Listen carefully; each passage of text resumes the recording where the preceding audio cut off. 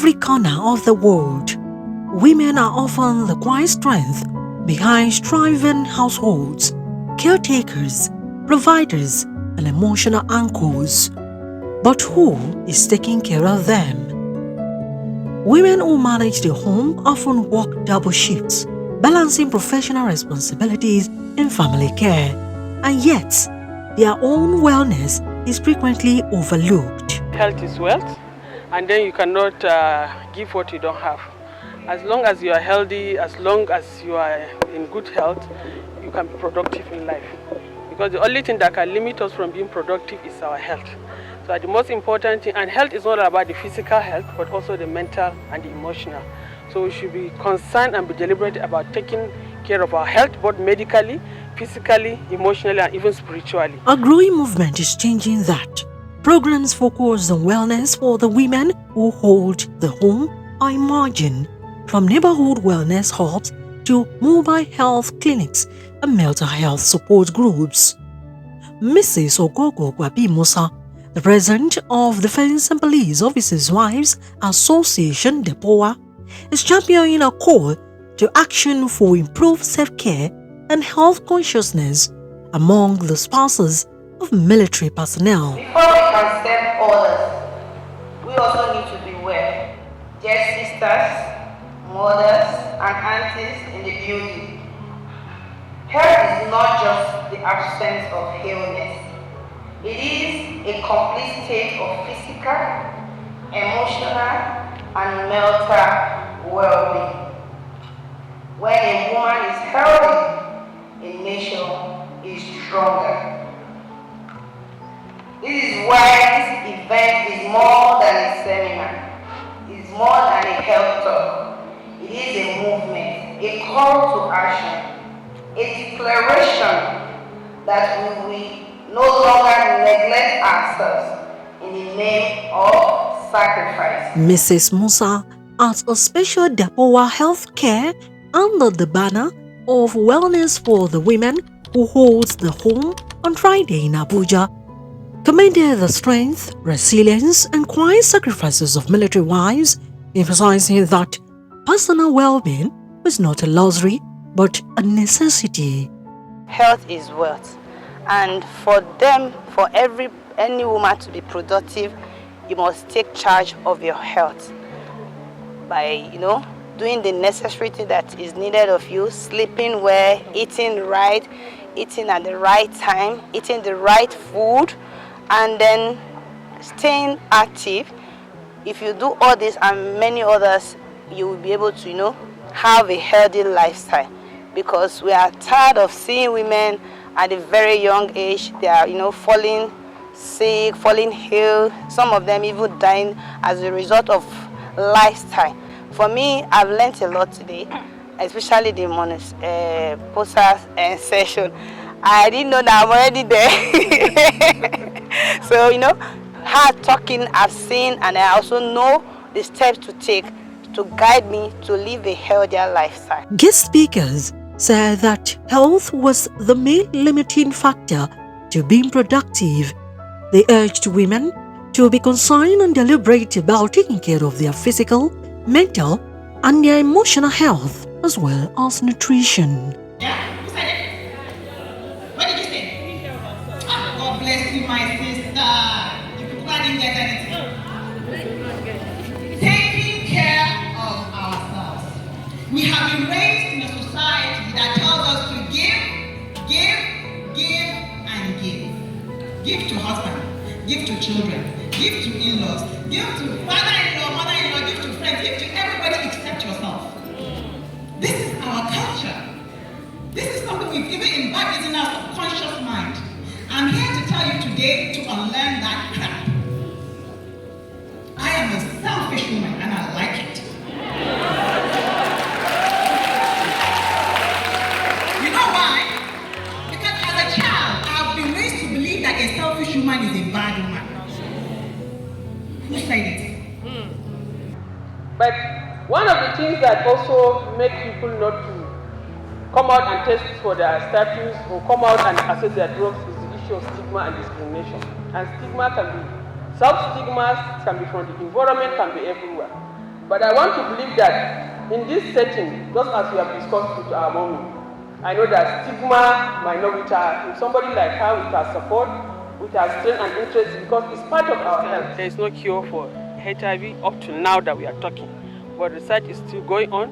My presentation is on mother-to-child transmission of HIV, in which a child can be infected through the mother. That's the transmission between the mother and the child. So, but it can be prevented if your woman is well taken care of. And the first step is going for ANC services, but for the ANC services, you'll be tested for HIV. And once you are tested for HIV, you will have immediate treatment. And all these treatment and tests, they are free. That's the first step, so there's nothing to worry about it. And so when you are tested, you be on medication, and that medication can prevent you from transmitting the HIV to your baby. And you deliver your baby safe and healthy without the HIV transmission. So stress can cause anything.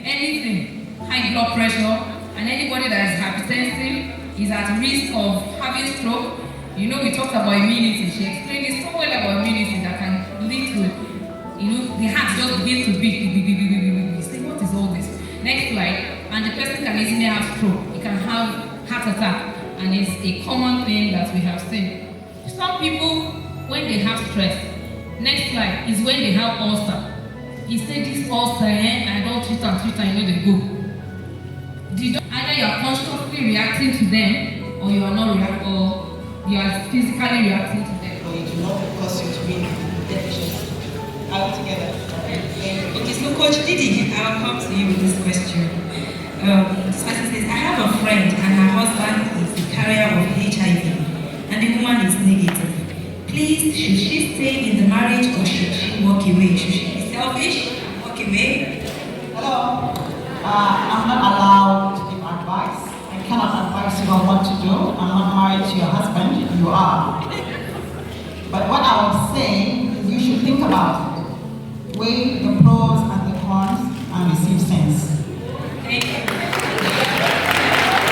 So, the fact that your husband has been diagnosed as HIV positive is not the end of it.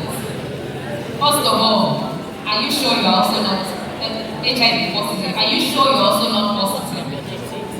If you are not, what you need to do, divorce is not there. Please don't let that he was diagnosed as HIV positive be an issue, be the reason why you're separating.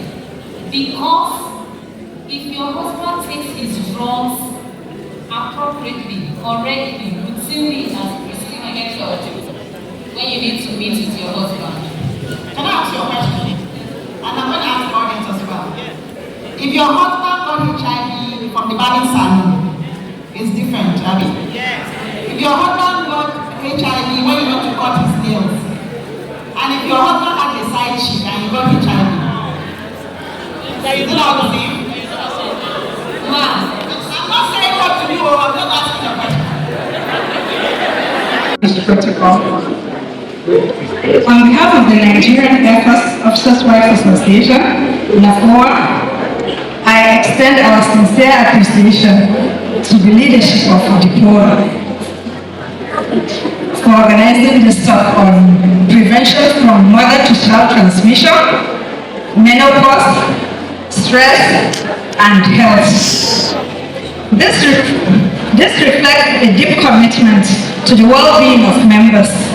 By addressing this often overlooked yet critical issues, DEPOWA is creating a safe space for awareness, empowerment, and preventive health action. As women, wives, and mothers serving behind the scene, our health is not only personal but foundational to our families and communities. A great pleasure for me to be in this gathering that has enlightened me about my health, menopause, and the way to live life.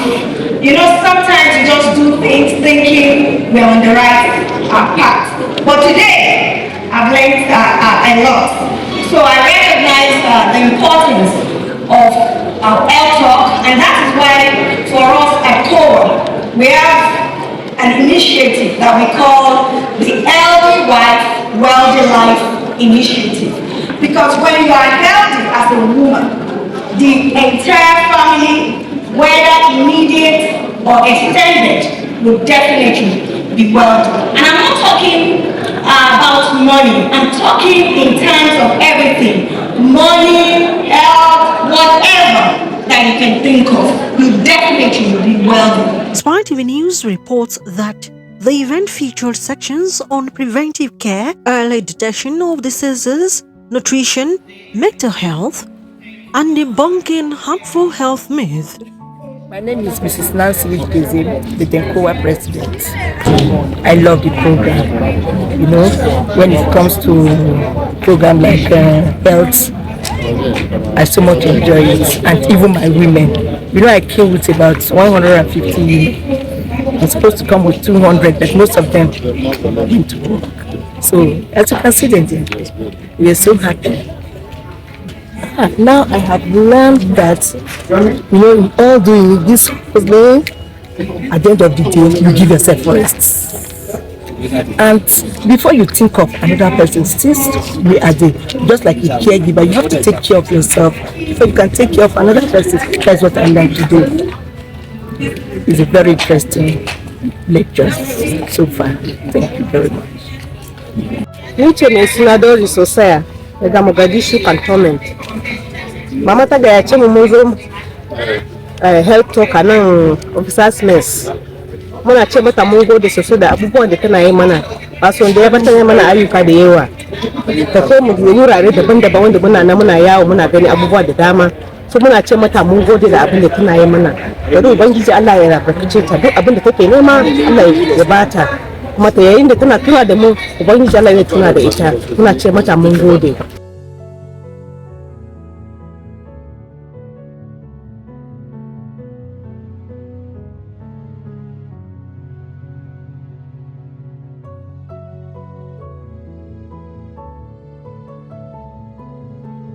Medical Spark provided valuable insight and practical health tips aimed at empowering women to take proactive steps in safeguarding their well-being.